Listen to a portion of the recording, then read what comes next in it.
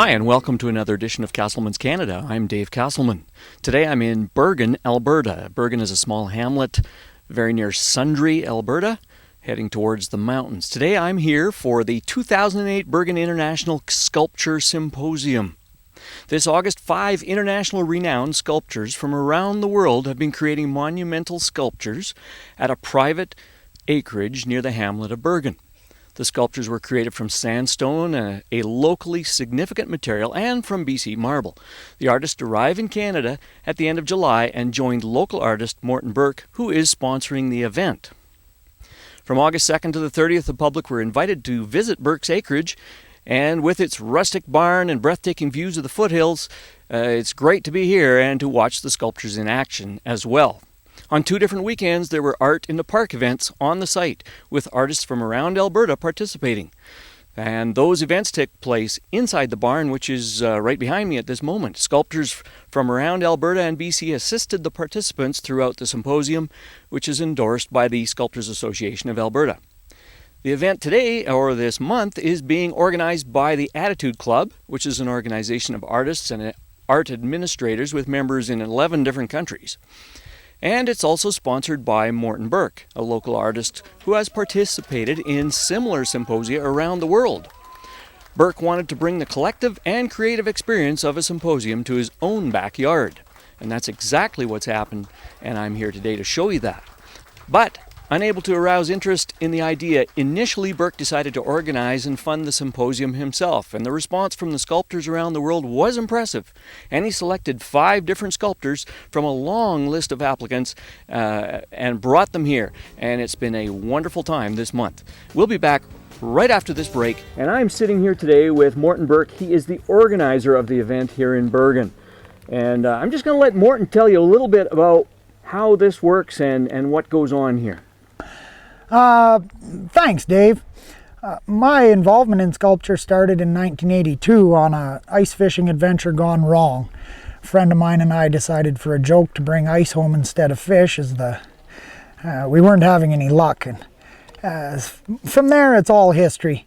Over the years, I did several ice carvings in Sundre of monumental size, and just for the pure fun of it. And then in about 1990, I was invited to join a group called the Attitude Club. It's a wonderful group of artists and art administrators and art supporters.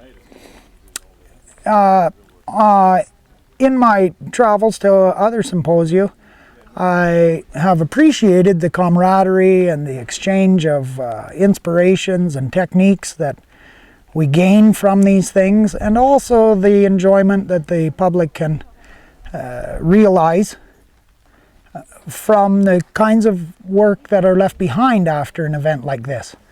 Realistically, these fellows are doing a tremendous thing for our community and our society by creating artworks that have the potential to remain here for realistically 2,000 years if they're properly cared for. So it's a big commitment on their part. I was in Vietnam and saw a personal sculpture park from a friend that a friend there has, Mr. Tran Viet Hung. When I saw that, I realized that it might be possible to have a sculpture park also. However, it's kind of late for me in my life to develop that personally. So a symposium was a great idea, I thought. Something that isn't known in our part of the world, however, even though they are popular and prolific in other areas. So I contacted some of my friends, and everybody wanted to come. I drew 5 names from a hat, and the result has been wonderful. It's been a lot of hard work, but a lot of great fun, and I couldn't be happier with the result, and I think I can speak for the other sculptors on that note also. Can you introduce me to some of the artists that have worked here this month? You betcha, Dave. I think they've kind of dispersed around the property, but let's go and have a look and we'll find them all. My name is Peerapong Doungkaew. It's come from Thailand. My hometown is Chiang Mai. It's northern of Thailand. This is the first time I visit Canada.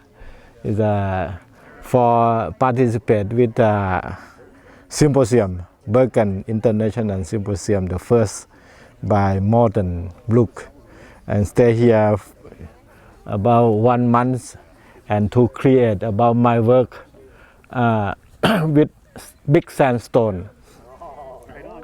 The name of my work is Movement in Space. My idea is thinking about the something is moving, look like the sky, very lighting. These are figurative form, the human form, father and son, they driving in the sky. We see have the one sun and a little sun in the air. A little sun like a kite to fly in the sky is my idea. The sandstone here is very hard and very beautiful. My work is about 220 centimeters high, and bed is made by granite stone, about 270 centimeters. It's very big sculpture. I like very much my sculpture because it's a good stone, very beautiful stone. I like, and my work is okay. I think I like it so much. I'm stay here 1 month. It's very happy. Many assistants to help me. He is the best of assistant to help me to make my very sculpture. Good teacher. You're a very good teacher. His name is Stephen. He helped me to do this work is finished with him. Thank you very much for my friend. And here is very nice house, nice food, very good friend, very good tune, very good studio here. I love Canada. I hope I will visit here again. Well, when someone was asking about the figure on top of the boy, Peerapong was commenting on how Thai children have kites and they love to fly their kites. And then another interpretation was that it was like a little character in the hair. Right? Yes. Pulling out the hair. Pulling out hair. Oh. No shower. No shower. 1 year, no shower. I have a little anyway. It's a funny idea. But the really is have like a comb, hair comb, and some idea have the little kite. Yeah. Well, we've just had an absolute ball. There's been slight difficulties with communication, language barriers, etc. But we have known each other from working together in different places at previous events. So during the day it was hard work, and at night it was hard play. Tell me about the extra help that would be required. I mean, we're dealing with huge stone, and one guy can't do all of this. That's right, Dave, and we couldn't have done it without the artists and without the organizers, and absolutely without the volunteers. Volunteerism has been tremendous. The Sculptors Association of Alberta jumped strongly on board when they heard of this event developing, and they've provided volunteers throughout the event, as well as members of the Attitude Club and personal friends. The amount of work that was required to do this would just be impossible without that kind of support. Tôi là Tran Viet Hung, đến Canada từ Việt Nam. Đến đất nước Canada này tôi cảm thấy là rất là hạnh phúc. Một đất nước rất là xinh đẹp và mến khách. Đến đây tôi làm tác phẩm Nguyen Tan để nói lên một cái sự kết hợp giữa con người với con người, giữa cái âm với cái dương. Luôn luôn tìm đến và hòa hợp với nhau để đạt tới cái cuối cùng, đó chính là hạnh phúc mà ai cũng mong muốn. Canada restaurant. Very, very nice.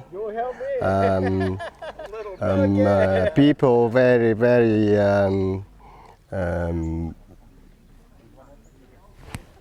I love Canada.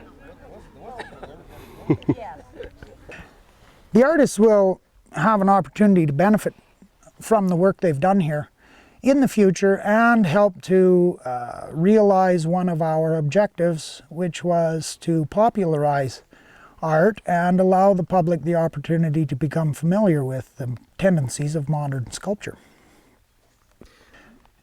If institutions or companies or communities are interested in having one of these sculptures, then they can purchase it from the artist at a very reasonable price in comparison to commissioning this type of work. My name is Vahe Tokmajyan. I am originally from Armenia. I live in Calgary now. I'm a professional sculptor. I can call as a second generation of sculptors. My father is a well-known sculptor in Armenia, and actually he is my first teacher. I graduated from university in Armenia, and I got my master's degree in arts and theaters. Actually my knowledge of sculpture I got more traveling and working in different countries, such as Italy, Greece, Germany, France. Working and living there, I learned from ancient masters, and I also visited many galleries and museums which created my today's art. I know Morton Burke from Sculpture Symposium in Okotoks in 2005 when I just immigrated to Canada. And after that, we were always thinking about Sculpture Symposium. I'm glad he made it. The piece on the back, he helped me to bring. This is my piece, what I did during the Sculpture Symposium in Okanagan, Thompson in 2002.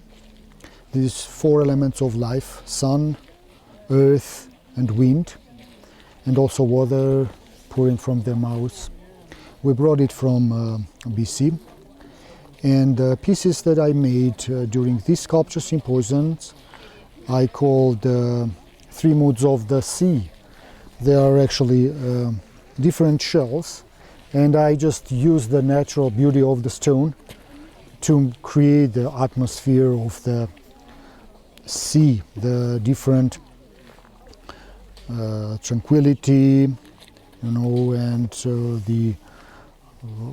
you can see how much the shells helped me to create the stone. Actually helped me to create the shells. It was the impression that the shells were hidden in the stone, and I just carved them out. During these symposiums, usually I learned a lot during the sculpture symposiums. I have participated in many international sculpture symposiums, and during that time I meet many people from different countries, different artists, and this is the time when you show your art and you learn from the different artists as well. And this is a new period that I started here, a period of contemporary art that will create just an atmosphere, a feeling of the feeling that will get from the stone. I noticed everybody now is touching the stone, and I like it because this is my intention, to make something close to the people, to the public, to sit on them, to yeah, and you can see this part is already polished naturally because people are just touching it, trying to see the texture. So I guess after a time it will be polished more and it will shine. So that's what I could create during this sculpture symposium. This part, if you see, it's still wet, but when it dries out, you will see this part, especially I noticed yesterday, it's completely polished. When we touch the stone, especially marble, it's like soaks the oil, and you can see right away. Oh, really? Yeah, I can just make the sculpture and then I can just do this, and you will see the difference. My name's Nguyen Tan Cuong. Yeah, I'm from Vietnam. First, I want to say Canada is a great country. Yeah, I love Canada. This time, the first time I come here, and I think this year a good opportunity for artists. Yeah, I happy. Yeah, and lucky to come here and working with another sculptor.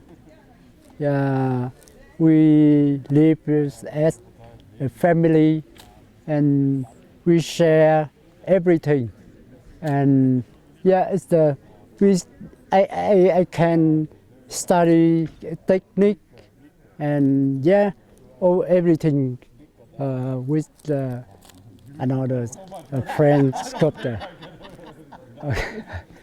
So tell me about your sculpture. Yeah,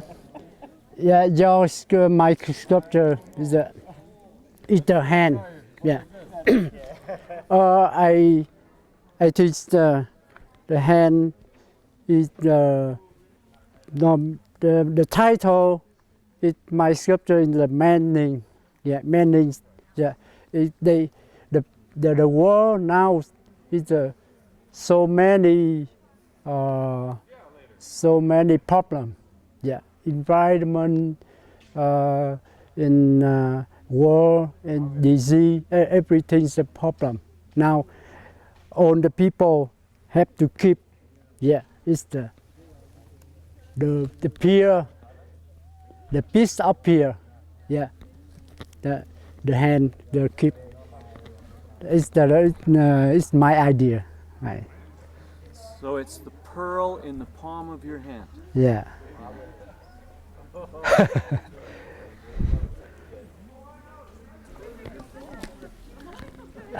Oh yeah. Hey, how's it going? Yeah. Good. So did you make the pearl as well? Yeah, it's by stone. Yeah, it's well.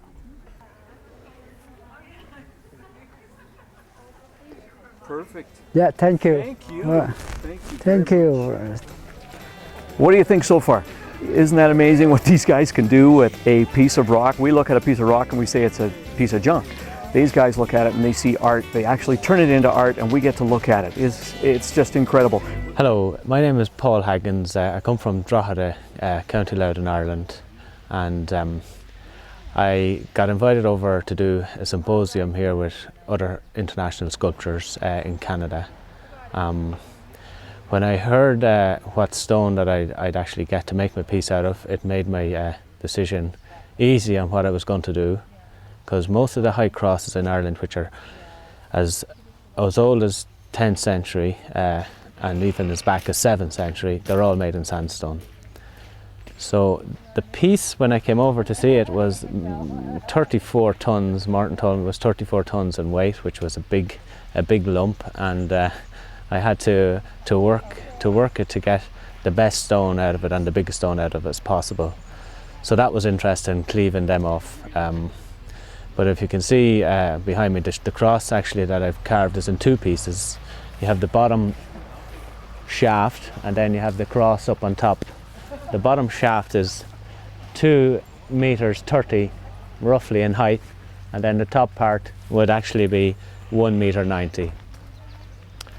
So what I've done was, the theme of it basically is to incorporate or to join the two nations, Ireland and Canada, and the cross itself would represent the Irish civilization or the people way back, And then what I've done on the actual shaft of it, I incorporated a feather into the design, which would represent the native Canadian people.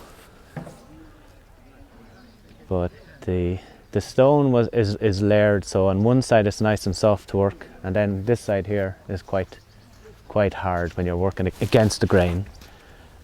And what else that I've done, we have this alphabet in Ireland that is about 2,000 years old, and it's called Ogham, the Ogham alphabet. So these 4 incisions here on the front of the cross would represent a C.